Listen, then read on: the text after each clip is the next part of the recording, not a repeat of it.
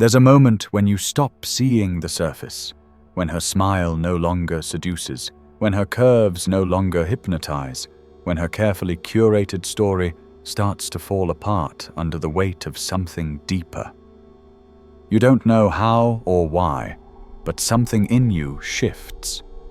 You begin to see the pattern, the repetition, the projection she's unconsciously weaving into every interaction. You see the emotional currency she trades in, the praise she baits, the guilt she plants, the silent deals she makes with every look, every silence, every little performance. And then, something else even more dangerous happens. You see her shadow. You don't look away. And in that moment, she senses it. Maybe she doesn't say it outright. Maybe it's a whisper, cloaked in insecurity.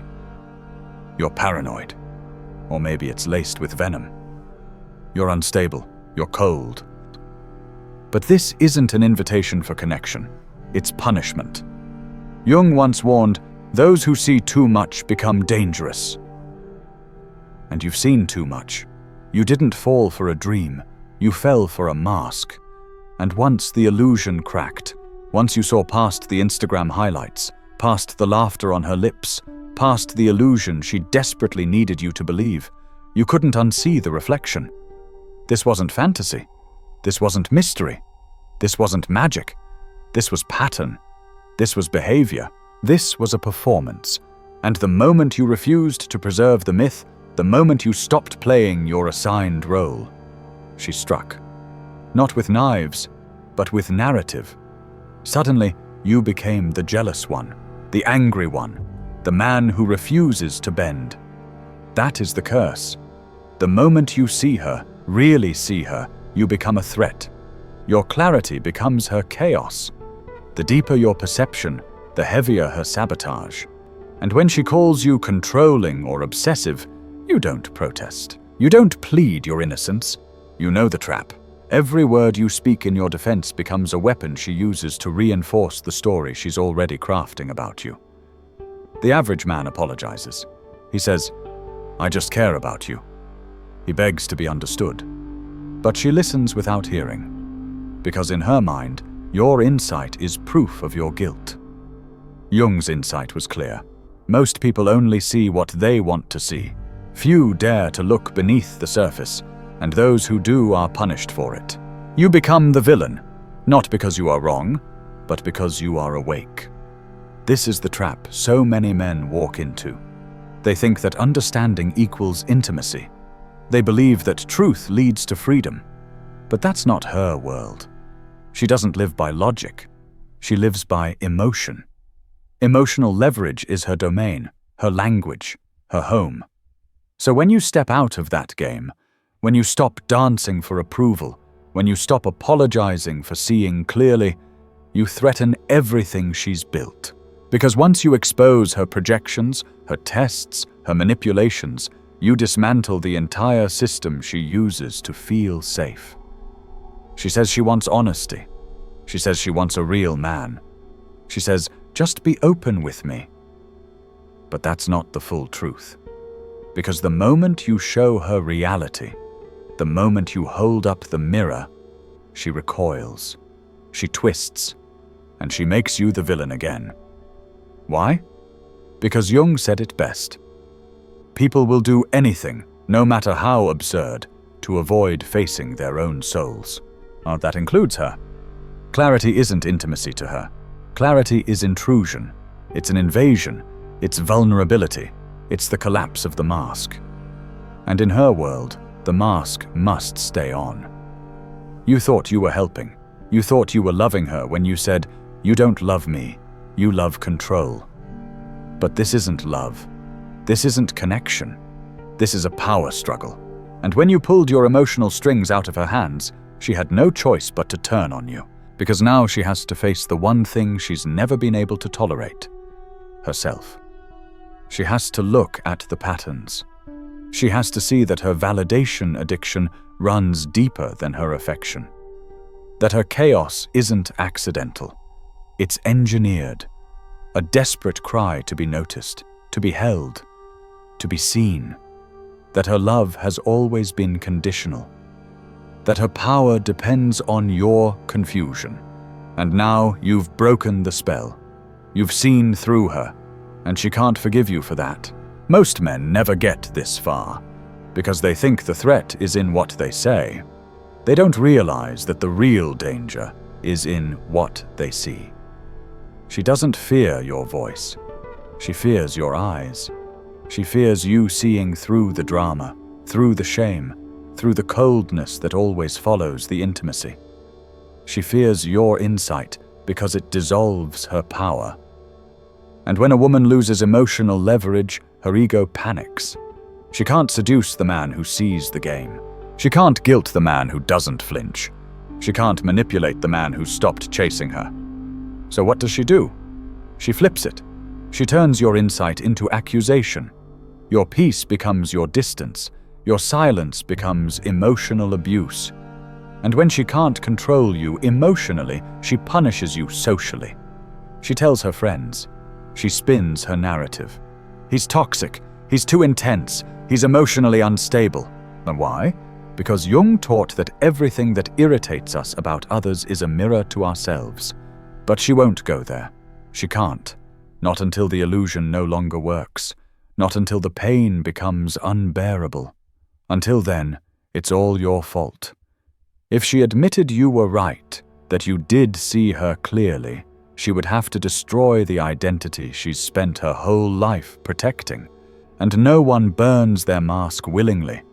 So instead, she creates the story. You're the one who changed. You're the one who can't be pleased. You're the one who made her feel small. And suddenly, people believe it. Not because they know you, but because her emotional script sounds convincing. Because it makes her the victim. And now, you're the villain in your own life. In Jungian terms, you've become the shadow's image. The scary man who sees too much, feels too little, refuses to play along. But you're not cold. You're not detached. You're centered. You're composed. And that's what terrifies her. Because no matter what she throws at you, tears, rage, guilt, accusations, you don't blink, you don't explain, you don't defend, you don't apologize, because you've already seen too much. You've already awakened. And when a man stops chasing love and starts seeing clearly, she has only one move left. Make him the villain, because your presence becomes a mirror. And not just any mirror, a mirror she can't turn away from. One that reflects all the parts she's tried to hide, all the chaos she's blamed on others, all the fear she masks as empowerment. You say nothing. She says you're distant. You speak truth. She says you're negative. You hold your frame. She says you're emotionally unavailable. The room turns. Friends choose sides. Stories spread. And suddenly, silence becomes your sentence. No one asks why you're quiet. They've already bought the version of you she sold. You've been tried in the court of perception, and she was the only one allowed to speak. And yet, here you are, still, unshaken. Because an awakened man doesn't argue for his freedom. He embodies it. He doesn't beg to be seen. He becomes undeniable. When she wanted chaos, you offered calm. When she pushed for reaction, you stayed grounded. When she fed the drama, you brought presence. That's how the villain becomes the myth. She wanted a story, but you became her plot twist, the man who wouldn't play along. And now, just as Jung warned, your clarity terrifies not only her, but everyone else caught in the same illusions. Because the moment you raise the light in a room full of shadows, people don't thank you. They shield their eyes. They attack the light, because it demands something unbearable, self-reflection. That's emotional warfare, and few men see it, even fewer survive it. But the man who does, who holds his frame, who doesn't flinch, who refuses to be rewritten, he becomes untouchable. She can throw questions like daggers. Why are you so quiet? Don't you have anything to say? But it's not answers she's after. It's control. She's trying to pull you back into the story where she still runs the narrative, where your words can still be used as weapons. But you don't give her what she wants. You give her nothing. Not because you're cruel, but because you're sovereign. And in your silence, she hears everything she's been running from. Carl Jung said silence is the mirror where the unconscious is forced to see itself. And in a world where many women are fueled by performance, praise, and validation, that mirror is terrifying. Because in silence, there's no script to follow, no applause to chase, no enemy to blame, just herself, her guilt, her patterns, her games. And suddenly, silence becomes her courtroom. And she's on trial, not by your judgment, but by her own reflection. The more she pleads for engagement, the more your stillness dismantles her tactics. You're not punishing her, you're forcing her to meet the one person she's avoided all along, herself. Jung knew that transformation doesn't begin with conversation. It begins with confrontation. And your silence is the confrontation she fears most, because now she has to ask questions she's never dared to ask. Did she go too far? Is he walking away for good? Was it her all along? It's not your stillness that hurts her. It's what it reveals. When the noise dies down, when no one's performing anymore, the truth echoes loudest. And you've done something no man before you dared. You've held the mirror without trembling, without apologizing, without softening it to spare her ego. That's real power. But this is where most men fail. They confuse silence with weakness. They think stillness is passivity, but it isn't. It's sovereignty. Because when she hurls her emotional weapons and you don't bleed, she panics. She spins harder. She calls you toxic, dismissive, emotionally unavailable. Let her. That's her trial, not yours. Because in the space where her emotions go unanswered, you don't disappear. You become mythic. You stop being the reactive man and become the unbreakable mirror. She thought your silence meant surrender, but it was your final stand. And now, her identity, the one built on needing your reaction, is unraveling in front of it. Because the man who doesn't need to speak is the one who finally gets heard. You've done the unthinkable. You stopped performing. You stopped being her echo. You stopped rewriting yourself to match her script. And silence, true silence, doesn't shrink. It expands. And in that expansion, she realizes she's no longer in control of the frame. That terrifies her. When a woman feels her emotional grip slipping, she doesn't retreat. She declares war. She labels. She warns others. She twists your calm into cruelty. Your detachment becomes abuse. Your peace becomes neglect. And the world around her, her friends, her followers, her fans, believe the emotional pitch, not the quiet truth. Jung said it simply. The ego fights the self by destroying what it fears to see. You've become the thing she fears to see, so she weaponizes the narrative. You're emotionally unavailable. You're narcissistic. You're blocking me out. These are not truths. They're projections. She rewrites reality into accusation, because if she can't control your behavior, she'll try to control your reputation. And if she can't win the private game, she'll make it public. That's the cost of clarity. That's the curse of seeing through her. It's a deep-rooted psychology. And when you don't flinch, when you don't defend, when you don't explain, you become her deepest fear. Because in your stillness, she has to confront what she cannot hide. The more she shouts, the more you remain unmoved, the faster the mask begins to fall. And when it does, you haven't hurt her. You've exposed her. And that is what she'll never forgive. You didn't become the villain. You became the reflection she couldn't control. And now she has no enemy to fight. So she creates one. She whispers to your friends, "He changed." She posts cryptic stories, planting doubt.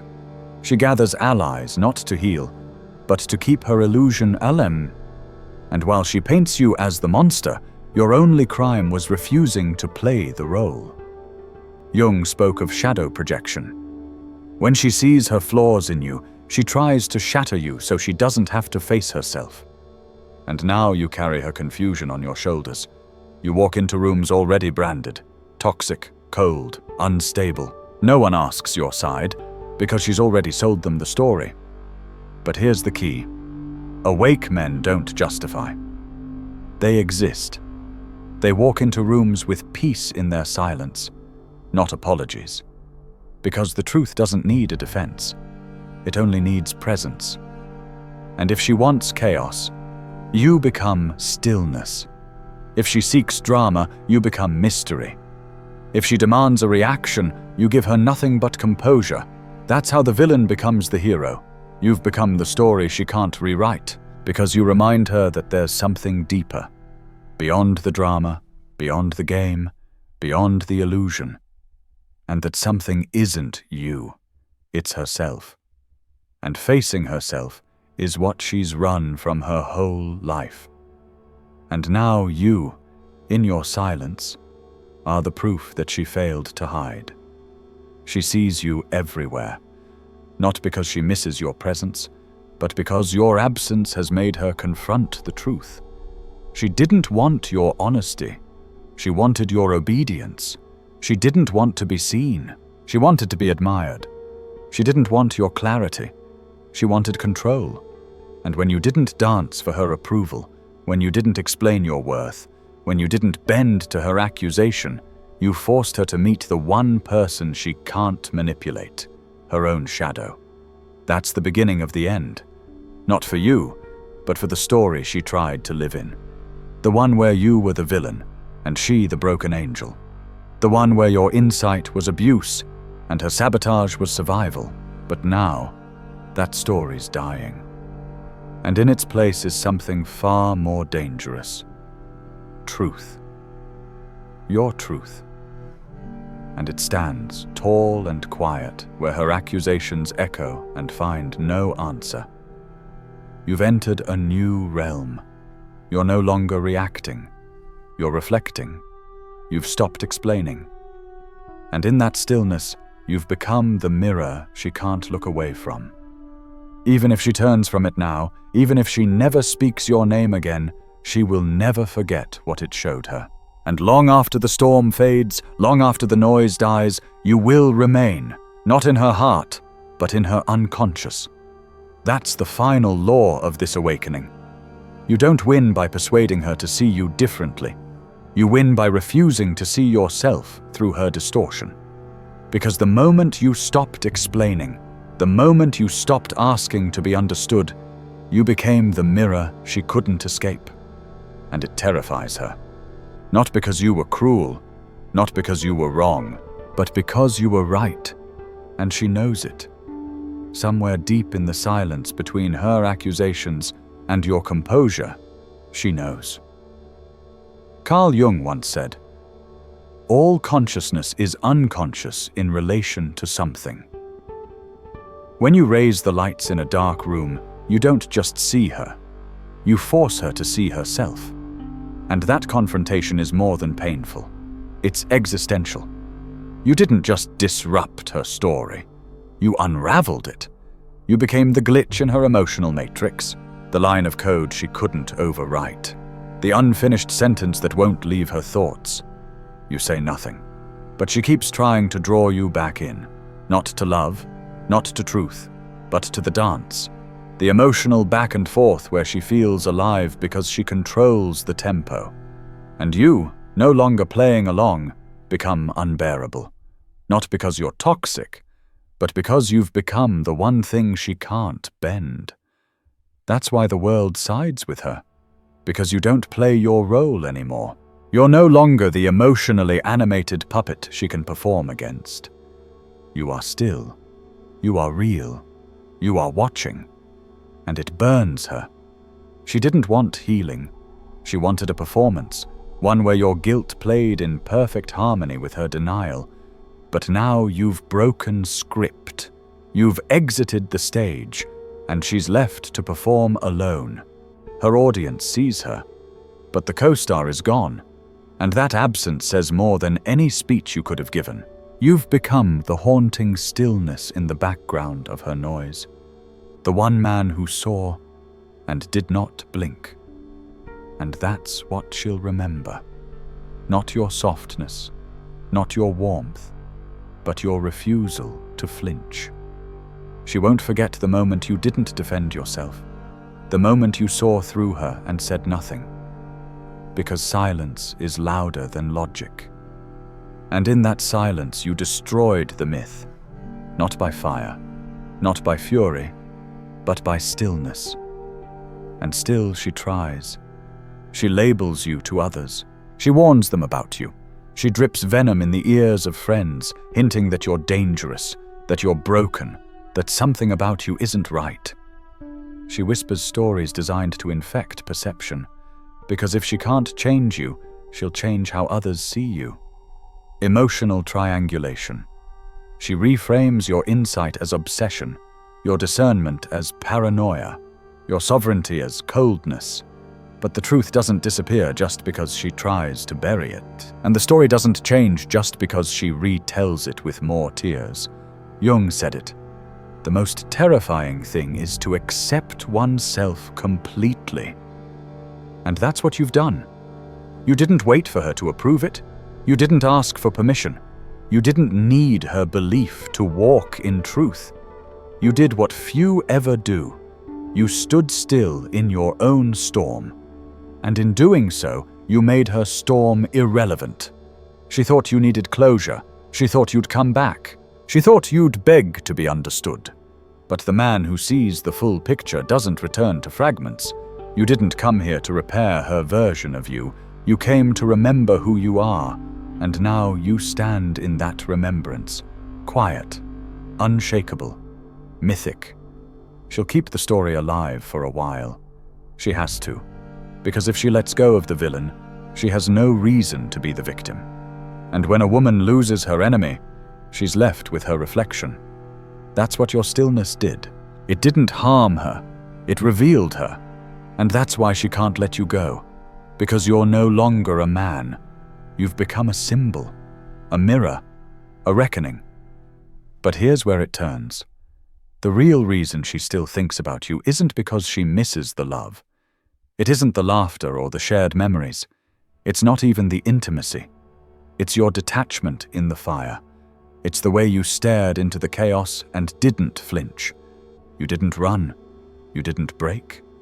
You didn't even raise your voice. That stillness, that terrifying, holy, sovereign stillness, is what haunts her. Because in it, she saw herself. And she wasn't ready. The psyche, especially the feminine psyche, never forgets the man who made her meet her shadow. Not through confrontation, not through argument, but through reflection. You didn't fight for her understanding. You became the one thing she couldn't rewrite. The unanswered question. The mirror without distortion. The presence that didn't need permission to be powerful. And now she sits with that silence, and it echoes louder than any words you could have spoken, because she doesn't replay what you said. She replays what you didn't. She replays the moment you stopped explaining, the moment you stopped editing yourself to soothe her, the moment you stood in truth, not for her, but for yourself. That's why she keeps watching you. That's why she still checks. That's why your name still causes friction in rooms she enters. Because people feel the fracture. Not in you, in her. And no amount of storytelling can fix that resonance. You've become the unmovable truth in a world built on emotional smoke. And now, you no longer belong to her narrative. You've stepped out of her emotional frame. You don't exist as her warning. You exist as her awakening. The one she wasn't ready for. the one she tries to silence in her memory, but can't, because you didn't become the villain. You became the mirror. And mirrors don't lie. They just reflect. Now, when she calls you names, when she casts her projections, when she weaves you into her emotional mythology, you let her. You let the storm rage. Because the man who doesn't explain is the man who is remembered. The one who doesn't react is the one who defines the frame. Jung once said, "Everything that irritates us about others can lead us to an understanding of ourselves." And you, simply by standing still, by seeing without judgment, by refusing to shrink, became that irritation. Not because you harmed her, but because you showed her.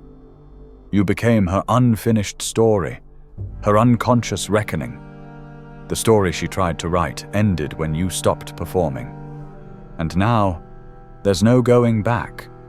No restoration of illusion, no return to the fantasy. Because you're not here to be explained. You're not here to be forgiven. You're not even here to be remembered.